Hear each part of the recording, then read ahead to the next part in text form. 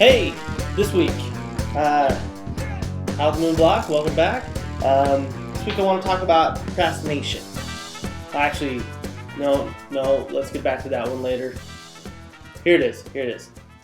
I'm at a party, I'm having dinner with friends, I'm walking down the sidewalk, and it comes up. I'm writing a book. What's the first question out of every mouth? Invariably, it's, oh, what's it about? I sigh, I get up, I fish out the non-disclosure agreements in a pen, I run them quickly through the fine print, make sure they get the date right. It's kind of a hassle, breaks up the conversational mood. No, I don't actually do that. What I typically do is I obfuscate, prevaricate, equivocate, and Dictionary.com's 2011 word of the year, I tergiversate. All of which mean the same thing. I say something that doesn't really tell them anything. Get a couple beers in me and it's possible I'll tell you my premise. But generally, I feel like it's a bad idea to share too much about it, especially until the thing is finished, which is not. An example of what I might say is, it's headed for the mainstream fiction shelf.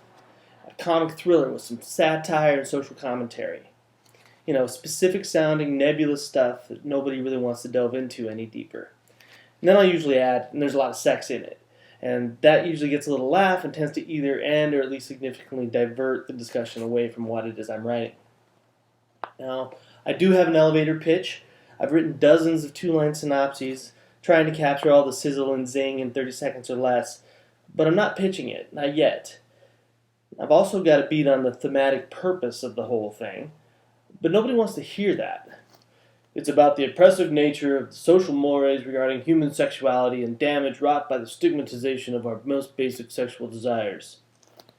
Well, that's why we write books and movies in the first place. I mean, we want cool stories that make boring shit fun so we don't have to talk like that.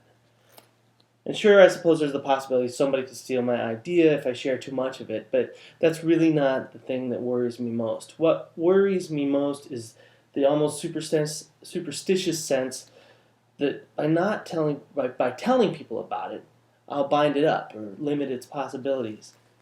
See, right now it's just my ugly little block of clay.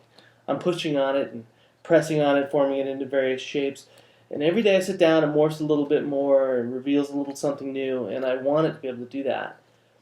I don't want to lock it down according to someone else's expectations or, some inadvertent impression I think I've left out there.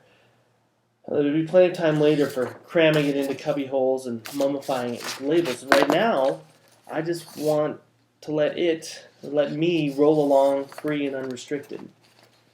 So I feel like, if I can do that, there's still a real possibility that something great could happen. So when it's done, there'll be copy on a book jacket. I'll get it memorized, and that'll be my pat answer when somebody says, "Hey, what's it about?" But until then, mum's the word.